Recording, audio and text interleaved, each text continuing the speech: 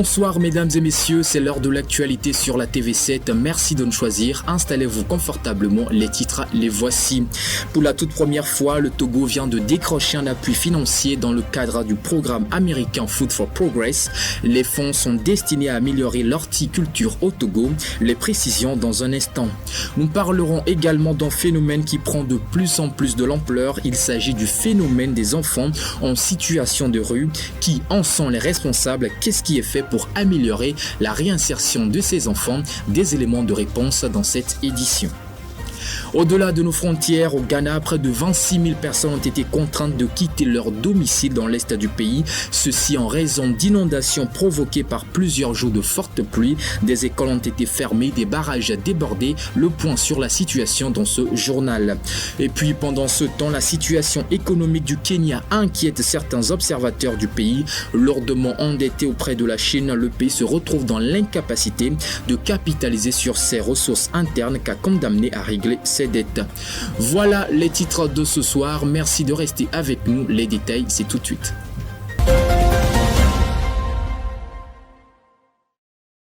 Intéressons-nous au secteur agricole à présent. Pour une toute première fois, le Togo va bénéficier du programme américain Food for Progress. Dans ce sens, il lui sera alloué un montant de 17 milliards de francs CFA avec pour objectif d'améliorer l'horticulture dans l'ensemble du pays. Les précisions dans ce reportage de Jeannette Toyi commenté par Kofi Klégué. Le Togo a obtenu pour la première fois un financement de 29,8 milliards de dollars du département de l'agriculture des États-Unis, USDA, soit plus de 17 milliards de francs CFA dans le cadre de son programme Food for Progress. Cet appui financier vise à promouvoir l'industrie horticole, améliorer la productivité, optimiser la gestion des récoltes et élargir l'accès au marché pour les agriculteurs et les producteurs locaux. Les résultats attendus comprennent une croissance significative du secteur horticole, contribuant ainsi à la résilience économique et au développement durable du pays. En développement au Togo, l'horticulture, une branche de l'agriculture comprenant la culture des légumes, des fleurs, des arbres et des arbustes fruitiers et d'ornements, bénéficie d'un coup de pouce significatif grâce à ce partenariat entre les États-Unis et le Togo.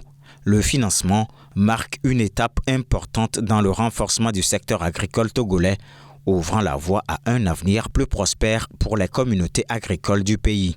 Le programme Food for Progress de l'USDA est reconnu depuis longtemps comme un pilier essentiel pour soutenir les efforts visant à améliorer les systèmes agricoles et à stimuler les économies rurales. En fournissant des ressources cruciales et une assistance technique, le programme facilite la création de liens durables avec le marché et améliore les opportunités commerciales pour les pays partenaires. Il est à noter que le Togo avait déjà reçu un soutien de 20 milliards de francs CFA de l'USDA pour une initiative de cantine scolaire dans le cadre du financement appelé MC Govendol International Food for Education and Child Nutrition Program. Toujours au sein du secteur agricole, il y a également cet appui financier du Fonds international de développement agricole FIDA. Ces fonds vont contribuer par contre à la mise en œuvre d'un projet de transformation agricole récemment lancé par le ministère en charge du dit secteur. Le compte rendu dans cet élément. Le ministère en charge de l'agriculture et de l'élevage a lancé le 12 octobre dernier à Lomé un projet pour transformer l'agriculture au Togo et atteindre le zéro fin d'ici à 2030. Le projet est dénommé Agricultural Transformation in Nigeria Federal States and Togolese Regions Toward Achieving Zero Hunger. Il est mené en partenariat avec Africa Rice et l'Institut international d'agriculture tropicale. En effet, le dit projet bénéficie d'un financement de 2 millions US, soit 1,24 milliard de francs CFA au Fonds international de développement agricole FIDA. Ainsi, il vise à améliorer la productivité agricole au Togo en se focalisant sur les cultures de riz et de manioc. Il couvre 4 régions togolaises, les savanes, la Kara, les plateaux et la maritime. L'objectif est de former 9000 agents à raison de 4500 pour chaque chaîne de valeur pour renforcer les capacités agricoles et accroître la productivité. Le projet entend ainsi lutter contre la malnutrition et garantir la sécurité alimentaire sur le territoire. En rappel, le projet a débuté par une revue stratégique qui a identifié les défis et proposé des solutions pour éradiquer complètement la faim au Togo d'ici à 2030. Garantir des crédits aux demandeurs, c'est leur offrir des moyens de s'épanouir. L'inclusion financière amorcée par l'État togolais est en passe de devenir une réussite. Le pays ne cesse d'enregistrer des performances louables dans le dit secteur, ce qui tend à faire de lui une référence sur l'ensemble du continent africain. On écoute les détails de Bernard Quinvi sur le sujet. Le Togo continue d'afficher une meilleure performance en matière de progression de l'inclusion financière au sein de l'espace UEMOA. Le pays a obtenu ces dernières années en matière de microfinance et d'inclusion financière des résultats positifs.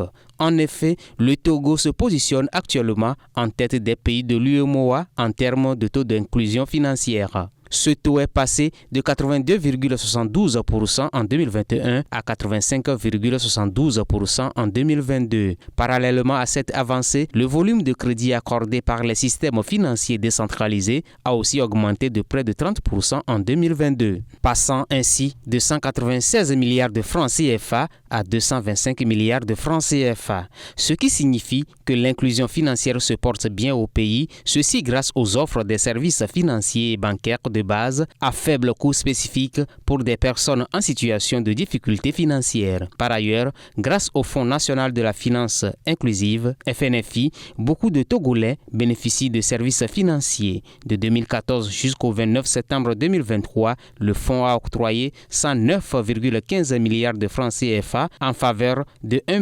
861 829 bénéficiaires. Cette dynamique dans l'inclusion financière a motivé le Togo à abriter la Semaine africaine de la microfinance qui se tient actuellement à Lomé et qui prend fin le 20 octobre.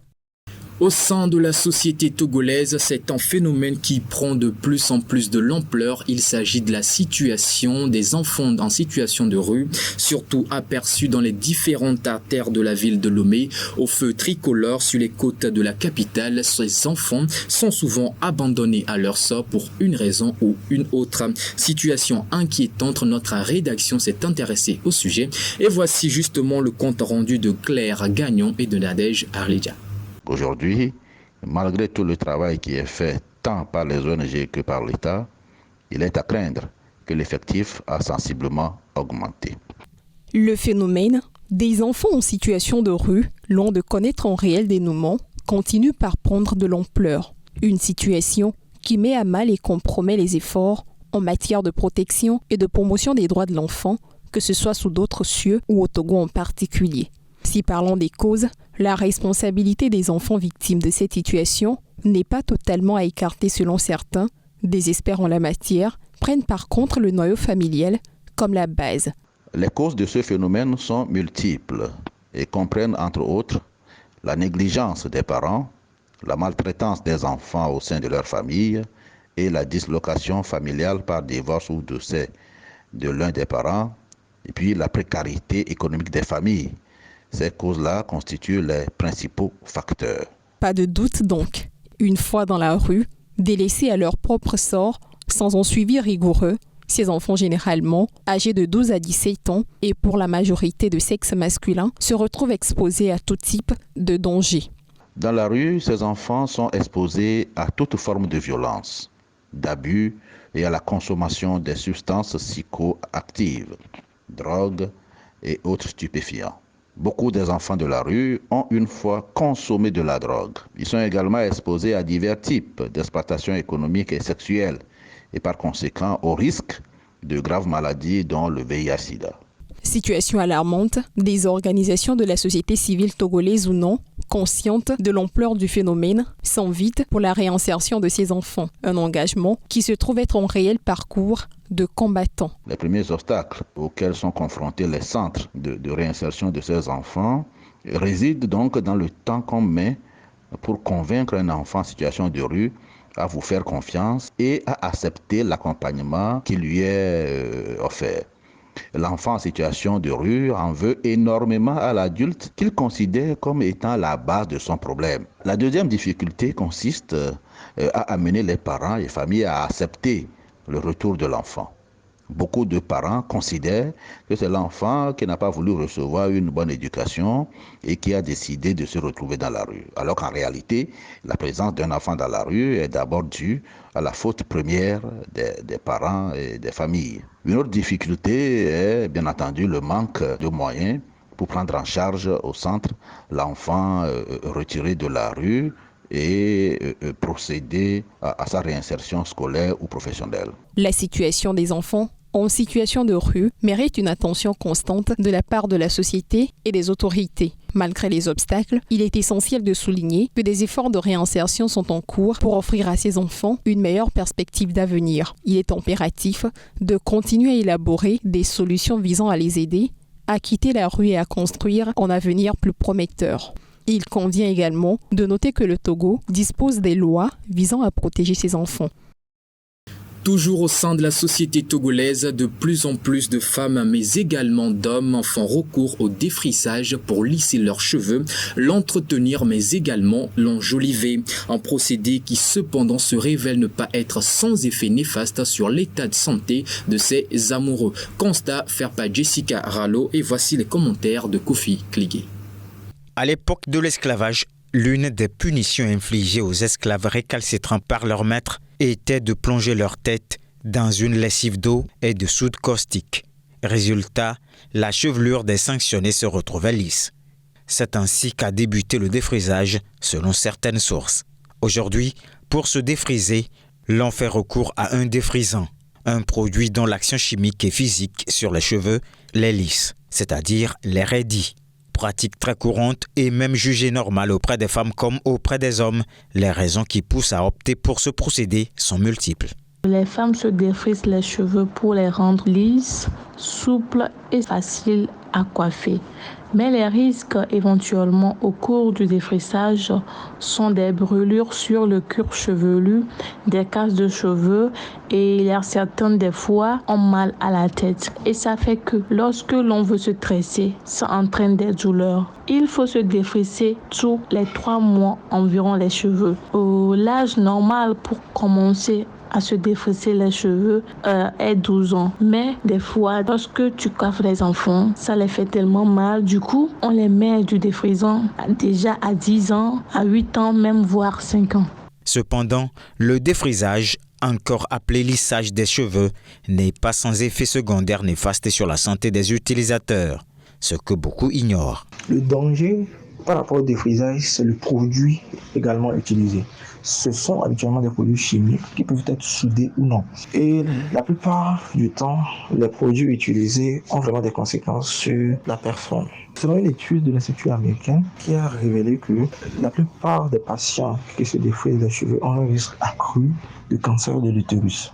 Ce n'est pas négligeable, de fibromes, d'alopécie. Et même en consultation, la plupart des patients que nous recevons pour ces différentes pathologies, lorsque nous poussons un peu l'interrogatoire, nous remarquons que dans les antécédents, ces patients ont déjà eu à utiliser de ces produits chimiques, de ces produits toxiques, défriser les cheveux. Du coup, tous ces risques-là ne sont pas négligeables et ce sont des informations que la population doit savoir.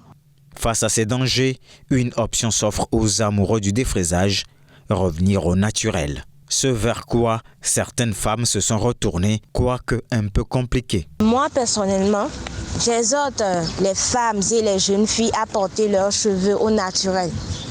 Et pour celles qui se sont défrisées, à retourner au naturel. Et parce qu'en fait, les crèmes défrisantes causent vraiment beaucoup de soucis de santé. Donc alors, évitons de nous rendre malades et adoptons de bonnes gestes. Actualité au-delà de nos frontières à présent au Ghana, des fortes pluies de plusieurs jours ont occasionné des inondations dans plusieurs villes de la région de la Volta. Les barrages hydroélectriques d'Akosombo et de Kpong ont été débordés. 26 000 personnes ont été contraintes de quitter leur domicile. Le point sur la situation en images dans ce reportage. Près de 26 000 personnes ont été forcées d'évacuer leur maison dans l'est du Ghana à la demande des autorités en raison d'inondations provoquées par plusieurs jours de fortes pluies. Les agriculteurs ont vu leurs champs complètement détruits et les écoles fermées après le débordement des 2 barrages hydroélectriques Akosombo et Pong. Les zones les plus touchées sont Sogakofé, Ségé ou encore Mépé dans la région de la Volta. Ces villes submergées où résidaient des pêcheurs et des agriculteurs se retrouvent privées d'eau et d'électricité. Les habitants ont dû être déplacés vers des lieux de refuge. Les conséquences de la montée des eaux sont désastreuses pour nous. Depuis plus d'une semaine, nous n'avons rien pu faire contre cette eau. Il s'agit des pires inondations enregistrées dans cette région depuis au moins 2010, selon la NADMO, l'Organisation nationale de gestion des catastrophes du Ghana. Bien que ce ne soit pas la première fois que les autorités locales ouvrent les vannes de ces barrages pour éviter qu'ils ne cèdent, l'ampleur du débordement a pourtant pris de nombreux habitants par surprise. Des membres de l'opposition dénoncent une mauvaise gestion de la part des autorités locales. J'exigerai une enquête sur cette affaire. Les responsables devront être jugés et surtout des réformes devront être mises en place pour éviter que cette situation ne se reproduise. Les experts de la santé craignent le déclenchement dans ces régions d'une épidémie de maladies transmises par l'eau. Il peut y avoir des épidémies de choléra et de typhoïde en raison du fait que les eaux usées ont débordé et ont été rejetées un peu partout. Les cas de paludisme peuvent également augmenter. De leur côté, les responsables de l'autorité du fleuve Volta disent avoir prévenu les riverains il y a plusieurs mois au sujet du processus du déversement des eaux des barrages. Et de ce fait, organiser l'évacuation de la population assurant qu'aucun décès n'a jusqu'ici été rapporté. Le déversement peut se produire bien que nous prévoyons que les eaux vont baisser jusqu'à la phase 1. Pour sauvegarder ce barrage, nous devons déverser de l'eau. Les opérations de sauvetage se poursuivent et le président Nana Akufo-Addo a mis en place un comité pour porter secours aux sinistrés. Cette année, le Ghana connaît une augmentation marquée de la fréquence de phénomènes météorologiques imprévisibles. Parlons coopération Chine-Kenya, le pays de William Ruto est lourdement endetté auprès de son partenaire asiatique. Malgré cela, le président kenyan envisage solliciter un nouveau prêt, un cycle infernal de prêts remboursement que déplorent certains observateurs du pays, car soutiennent-ils cela empêche le pays de capitaliser sur ses ressources internes. On les écoute. Cette semaine, la Chine a accueilli les représentants de 130 pays pour un forum sur les nouvelles routes de la soie, un ambitieux projet d'infrastructure lancé par Xi Jinping il y a 10 ans. Le président kényan William Ruto participait à ce rendez-vous diplomatique. Son pays, lourdement endetté auprès de Pékin, envisage malgré tout de lui demander un prêt de 1 milliard de dollars. La monnaie kenyane perd de sa valeur. Aujourd'hui, notre principal créancier est la Chine. Par conséquent, nous payons le prix fort. Et la majeure partie de nos revenus sert en fait à rembourser les prêts chinois, ce qui ne pourra pas durer.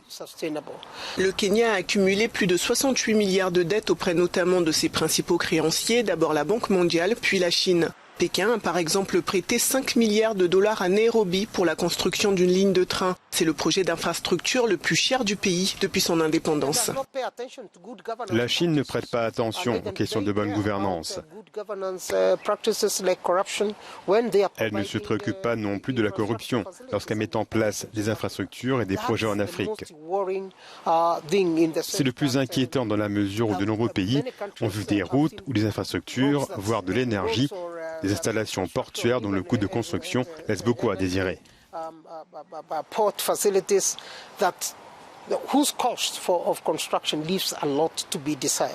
La Chine rejette les critiques qui l'accusent de plonger certains pays africains dans le surendettement avec ses prêts colossaux.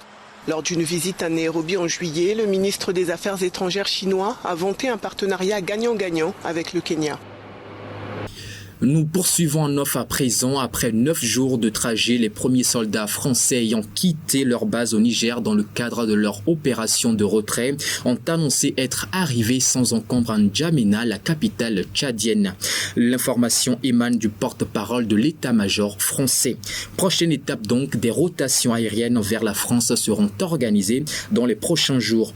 D'ailleurs, N'Djamena avait indiqué que les forces tchadiennes assureront l'escorte des troupes françaises depuis la frontière nigérienne jusqu'à N'Djamena pour l'aéroport. Mercredi, il faut le rappeler, le chef de l'État français Emmanuel Macron s'est entretenu à l'Élysée avec le président de la transition au Tchad, Mahamad Idriss Déby. Ils ont échangé sur l'ensemble des dossiers régionaux ainsi que sur le retour en France de nos moyens militaires, a précisé la présidence française. Après Karim Benzema, l'international français, c'est au tour de Mohamed Salah, l'attaquant égyptien, de se prononcer sur le conflit israélo-palestinien. Il a non seulement appelé à la fin du massacre, mais également à l'ouverture d'un corridor pour permettre l'acheminement de l'aide humanitaire vers la bande de Gaza. L'extrait de son intervention, le voici.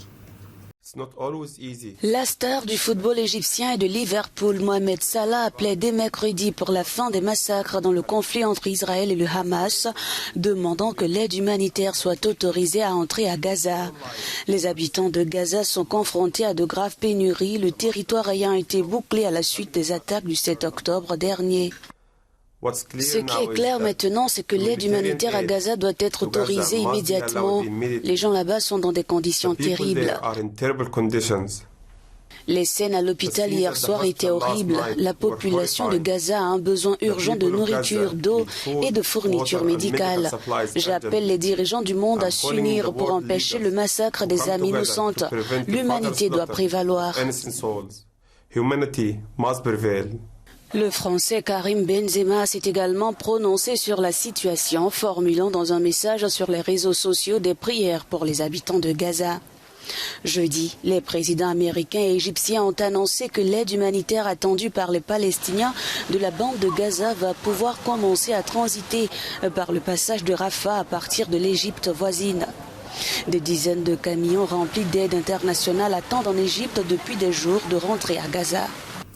Et puis parlons justement du conflit israélo-palestinien. Dans le reste de l'actualité, le terminal de Rafah, l'unique ouverture sur la bande de Gaza non contrôlée par Israël, ouvrira vendredi pour laisser passer l'aide humanitaire vers le territoire palestinien pillonné par l'armée israélienne depuis 13 jours.